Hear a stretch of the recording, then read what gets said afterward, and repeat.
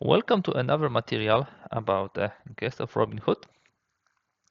As already hinted in my previous materials, we'll have several on this as I deem this much easier to digest if they are in the smaller chunks. So we had already unboxing and overview. We already discussed about the main rules for the Gest of Robin Hood, and now we are moving to the third material where we will discuss exactly one of the factions, that is the Robin Hood.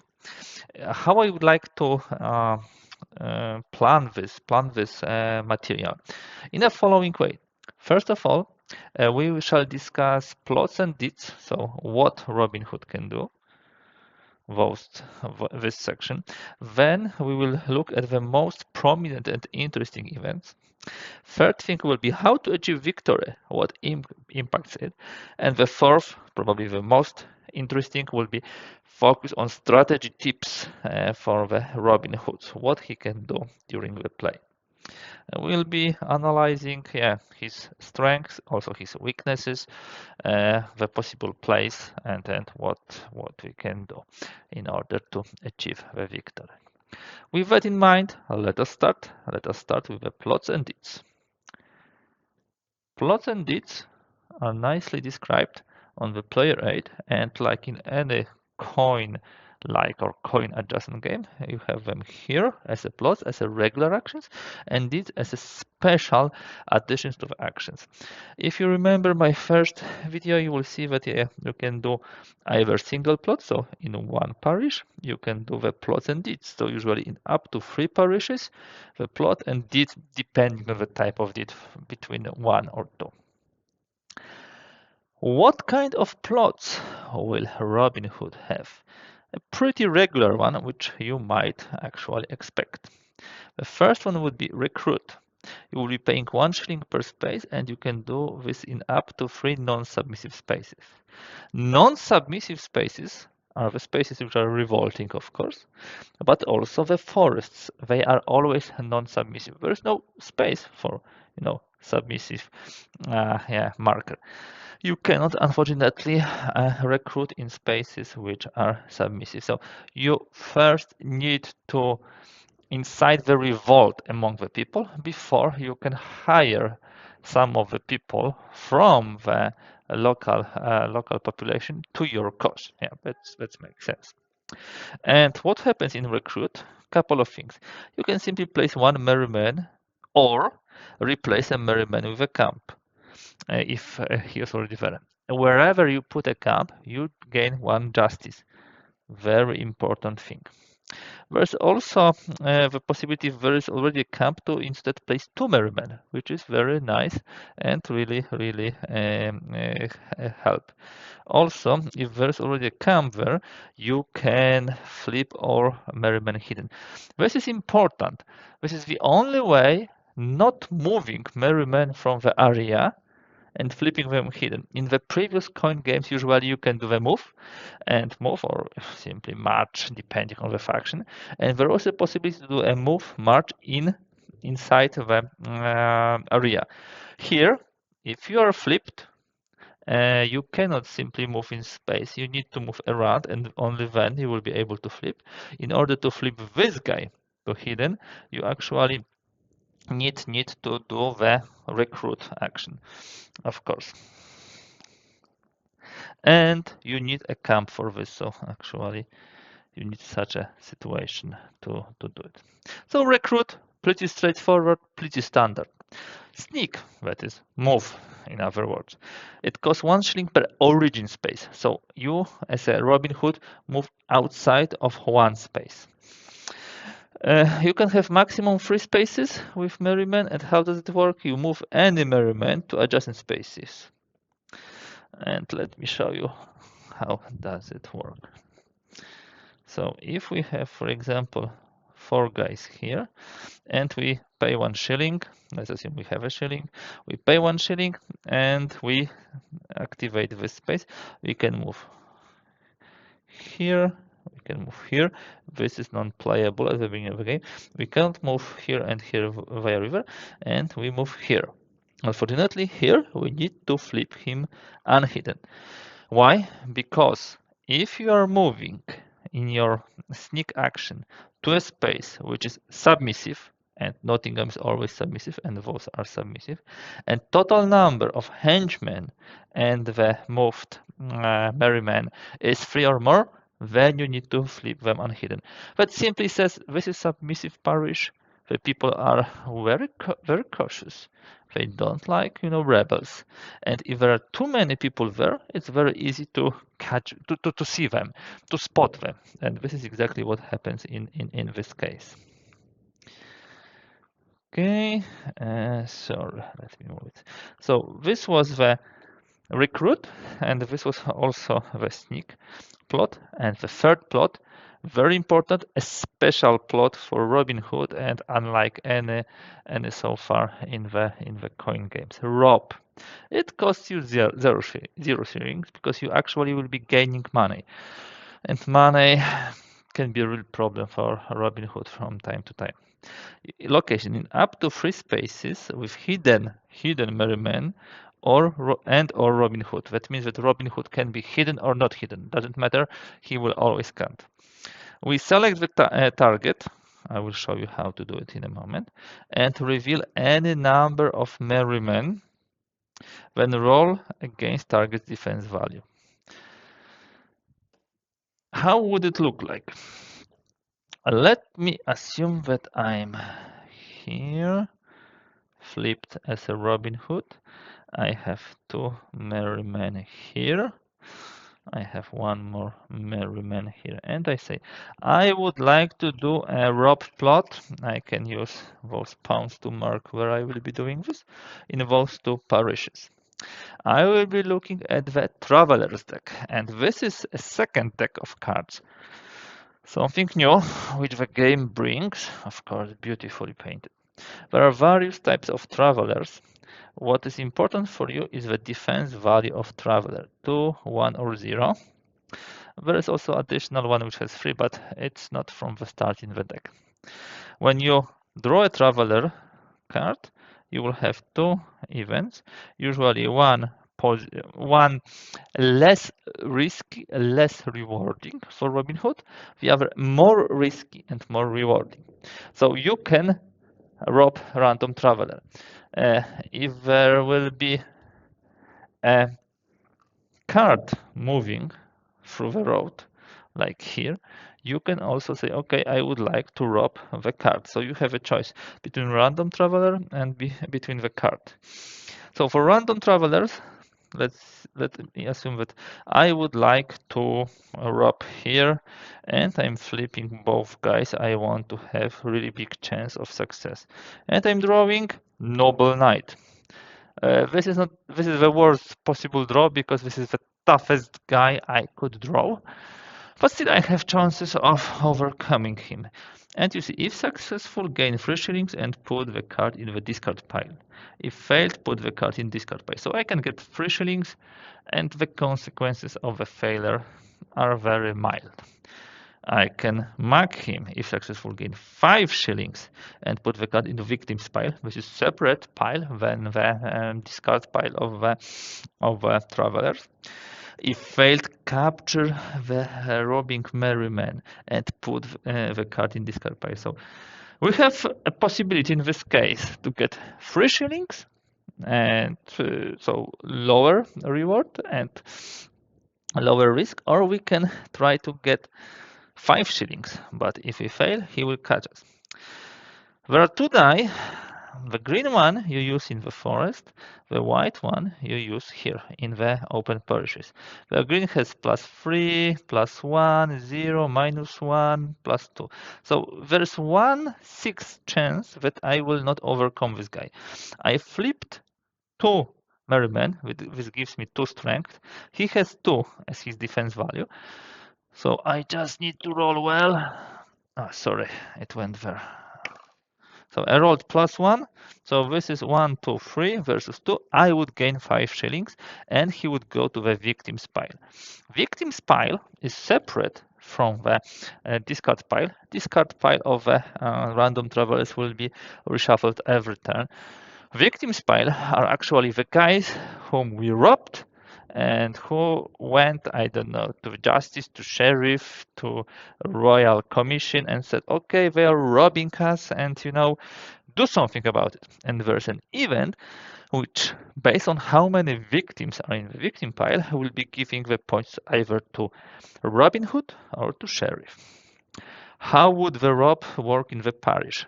Yeah, in this parish we have possibility to rob this card, and we can try to do it, or we can rob the random traveler. Let me try to rob the card. First of all, Robin Hood will always count, even if it's flipped, and the die will be less favorable to us. It has -1, it has -2, it doesn't have +3. So I would flip both guys, and I would have 1, 2, 3 points. Now we will check what kind of a card it is. Okay, this is a regular card. It's not a trap, so it has strength 0. But there is one henchman here, and this henchman is actually adding 1 defense point. So this is 3 to 1, and this is somehow risky, not very much, but yeah, we can still fail. Yeah. So we'll be rolling now, and if the number of just revealed merrymen, which is our strength, plus the die result is greater, not equal, greater than the target's defense, plus the number of henchmen in the space, the rob is successful. So let's see. I rolled 0, which is good because this is 3 to 1. So we would rob it, we would get money, and because this was the card, we would also get the justice. That would be really nicely done. Of course, they are now all unhidden, so they are really prone to the capture plot by the sheriff. But all in all, it went pretty well. Rob is the most sophisticated and probably complicated plot for Robin Hood, so it has on the player aid pretty robust explanation. What is the Rob summary? What we get if we rob particular things, so carriages, travelers, and I have not said that you can also go to Nottingham and actually rob there, and you take 2 shillings from sheriff plus 1 justice. Here you have also all the travelers, how many of them you have, what is their defense, what's the success, what's the failure. Of course, success with a lower risk and higher risk. As usually, higher risk goes to the victim because we really take a lot from them. So these are the plots of Robin Hood. Now let's look at the deeds. And these are the very interesting things which Robin Hood can do. Let me just switch it a bit for the example purposes. Okey-doke. So, what kind of deeds do we have? First of all, we have turncoat. Costs 1 shilling and location 1 revolting parish with a merryman. We replace 1 henchman with a merryman. So let's say we have such situation. We have a revolting parish here. We can spend 1 shilling, which is not much. If we had the money, we would spend it, and simply remove this guy and add this guy hidden. Yeah, so this is pretty obvious. Sometimes it's a game changer because it can tip the balance in the parish. Then we have donate, the basic way of Robin Hood making sure that the parish is revolting. So let me assume that we have such situation. 2 shillings per parish, so this is very expensive for Robin Hood. Up to 2 submissive parishes, so not Nottingham, with any merryman equal or greater than henchmen. So here we have 3 to 1, here we have 1 to 0. Set each parish to revolting. So if we have 4 shillings, which is a lot, it is a lot for Robin Hood, we could potentially flip as a deed those 2 parishes to revolting, and it really impacts the game because remember the recruit plot. Now we can recruit here, And remember the sneak plot. If we move to submissive parish or space, submissive space, and there is 3 or more units there, then we will be unhidden, but not in revolting. Yep, that's the deal. So we have a turncoat, we have donate. Now we have swashbuckle. It costs 0 shilling, so very nice, very cheap indeed. And what does it do? One space with Robin Hood. That's important. And let us assume he is here. Yeah. What we can do? First thing is very important. Move Robin Hood and up to 1 merryman to any adjacent spaces, then hide them. So we can move them here and here. And if they were, for example, unhidden, we automatically hide them. Another thing, or place Robin Hood from prison in or adjacent to Nottingham revealed. So that means that if he simply was in the prison, I had such situations, he was here, and thanks to swashbuckle, he moves somewhere adjacent, but unfortunately he's flipped. So he was observed during the escape. It was a successful escape, but yeah, he was observed. The last thing is inspire. Again, costs 0 shillings. It works similar to donate, but you need a Robin Hood for this. So one parish with hidden Robin Hood. Let me assume he's here. Procedure: reveal Robin Hood to set the parish to revolting. Easy, easy peasy, free of charge. Instead of paying 2 shillings as with donate, it's free of charge. But if we have situation in which we have a Robin Hood hidden in the revolting parish, or if it is already revolting, instead reveal a Robin Hood to shift royal favor 1 step toward justice. So if we do inspire in a revolting parish, like this, he inspires the people and it goes with justice +1. So this will be all the plots, as you can see, and deeds. 2 very standard plots, recruit and move, sneak. Very non-standard, interesting plot, which is Rob, learn it and do not be afraid of it.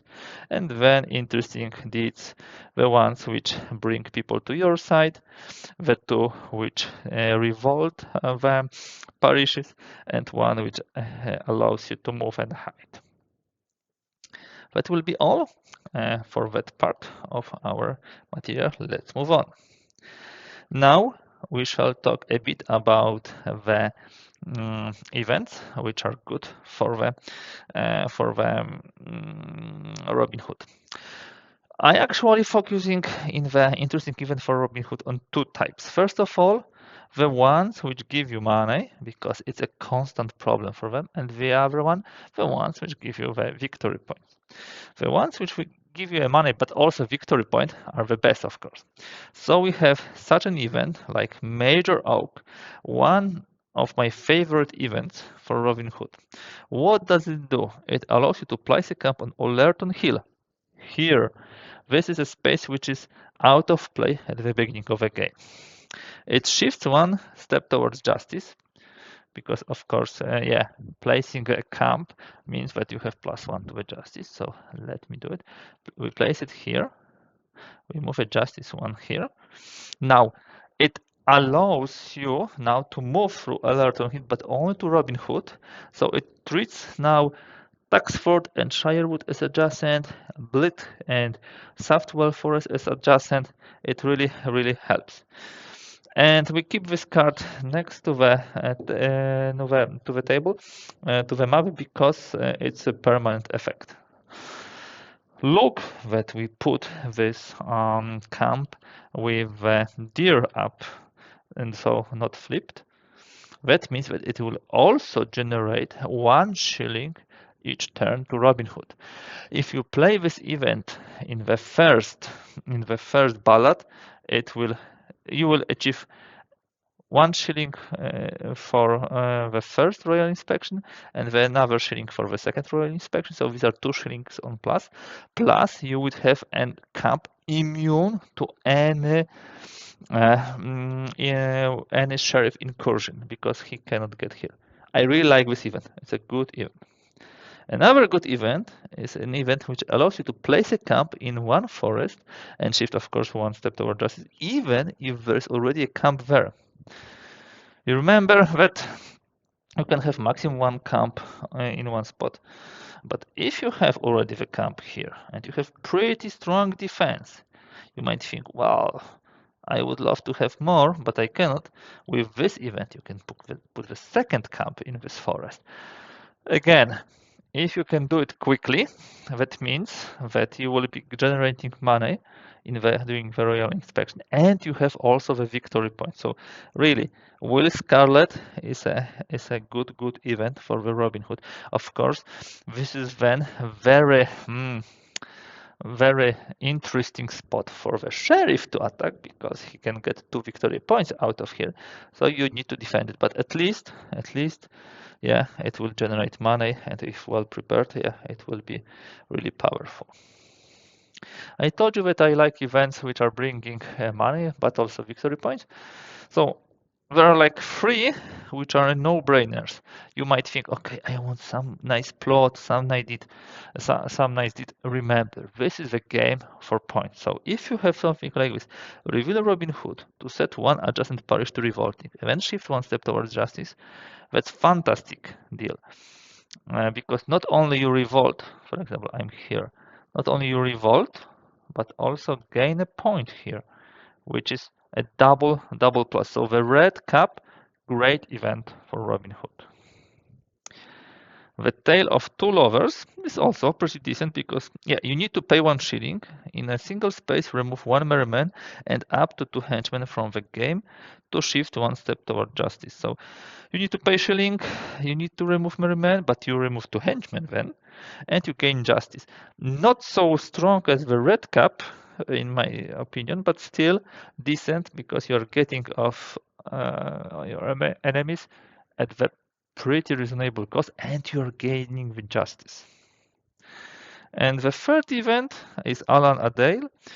Reveal any number of merrymen in one space, gaining 1 shilling for each revealed in this way. So this can help you with your money problem, but the other step is important. Shift 1 step towards justice.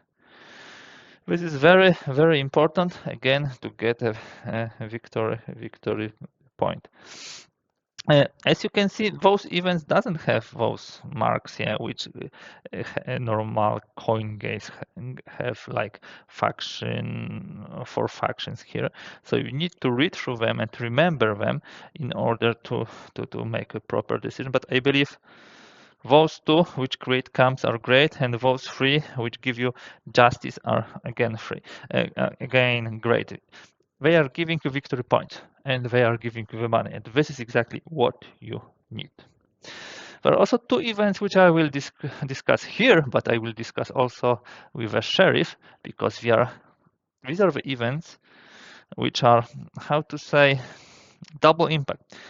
This event gives set parish without henchmen to revolting and shift 1 step toward justice. Fantastic.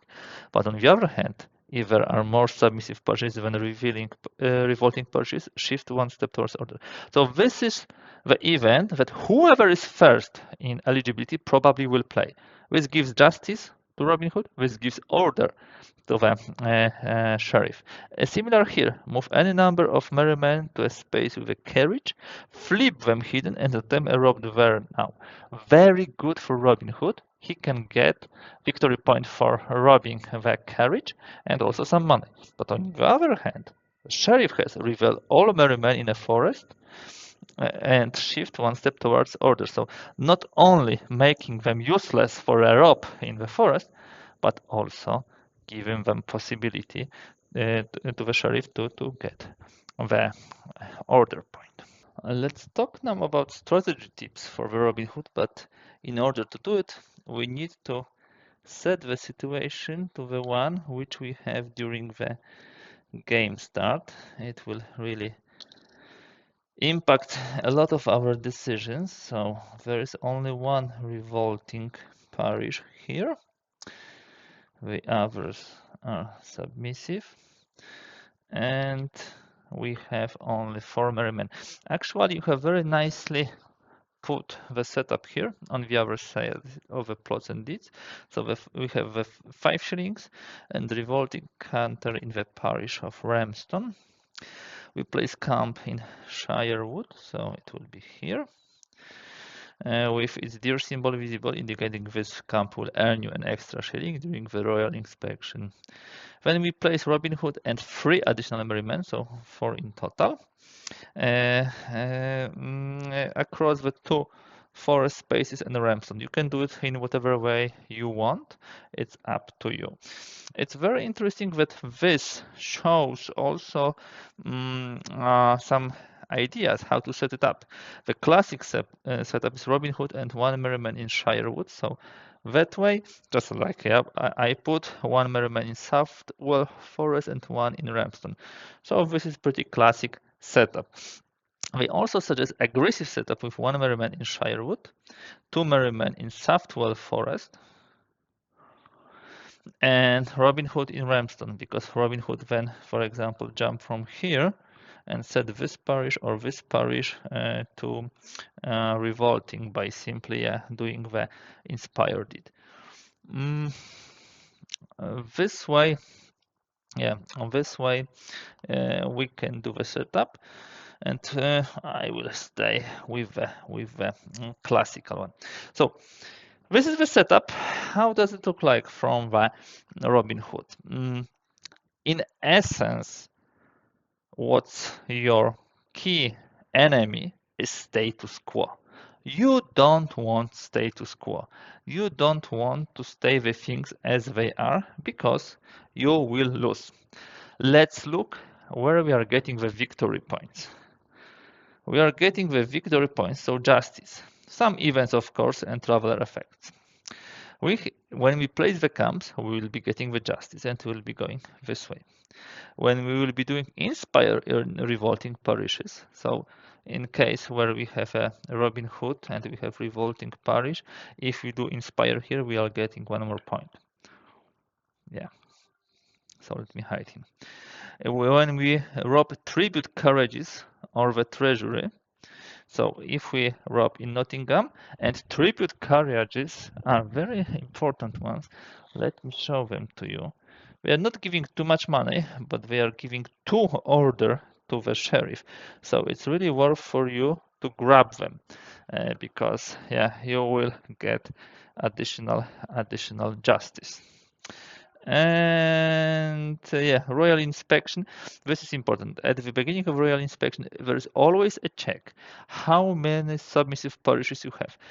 If you allow the status quo to continue, so you have 6 submissive parishes, then you will not get any justice. It will always be giving the order to the opponent. So you need really to decrease the number of parishes, of the submissive parishes, to at least 4.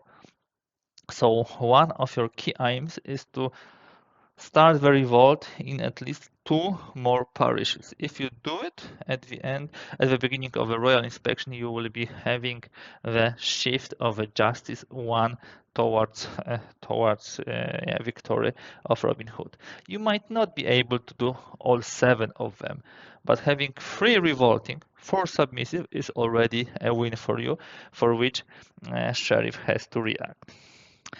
Then your key space for your economy is, of course, forests.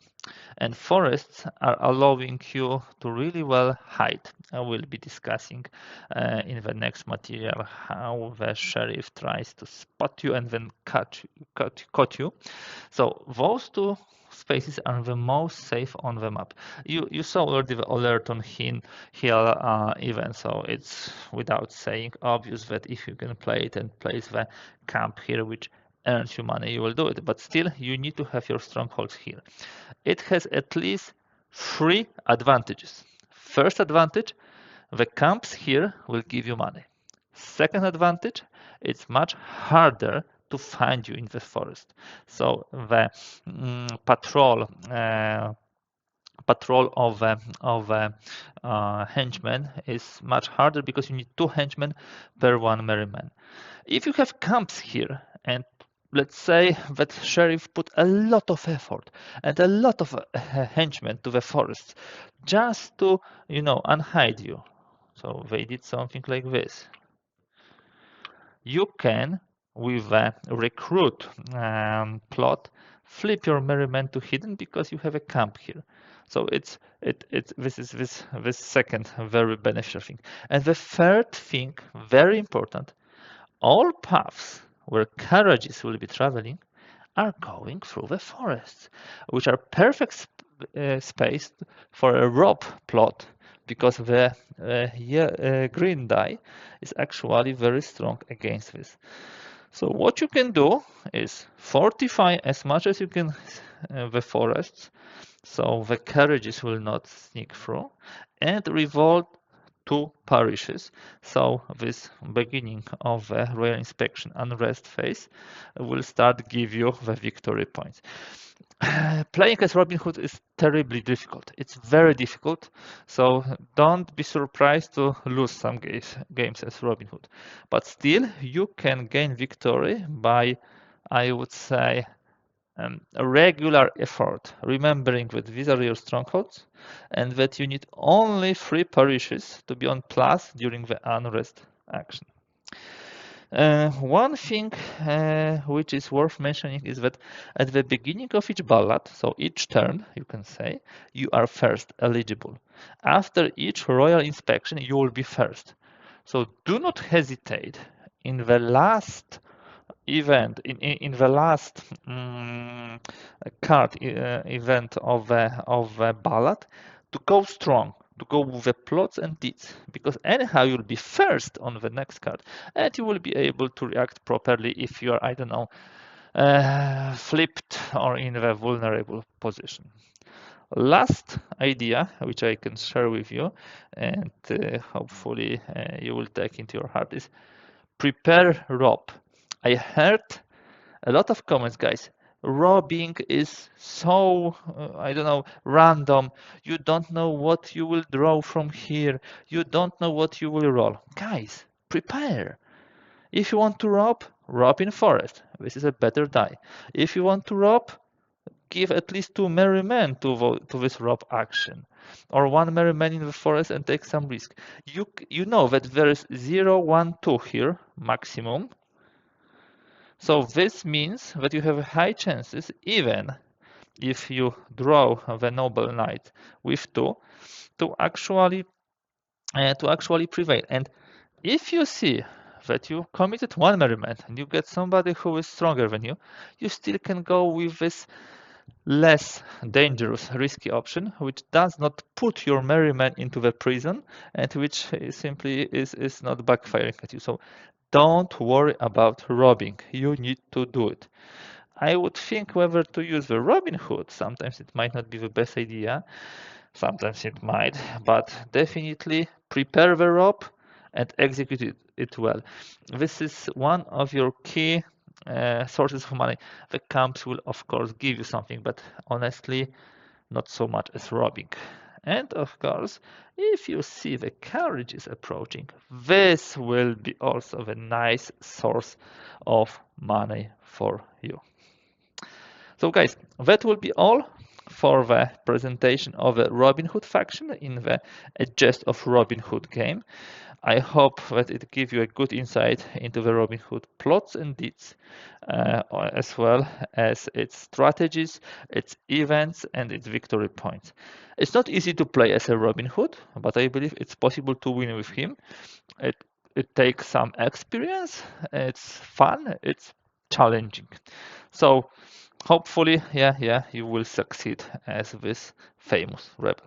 That's all for today. We shall see each other in the next episode about Gest of Robin Hood. We will be talking about Sheriff and his plots and deeds, events, and so on. And he has a very nice, let's say, menu of plots and deeds, which will try to prevent the revolt. That's all for today. If you like this material, please kindly give thumbs up. If you'd like to see more content like that, do not hesitate to subscribe. Thank you for being with me, and thank you for watching.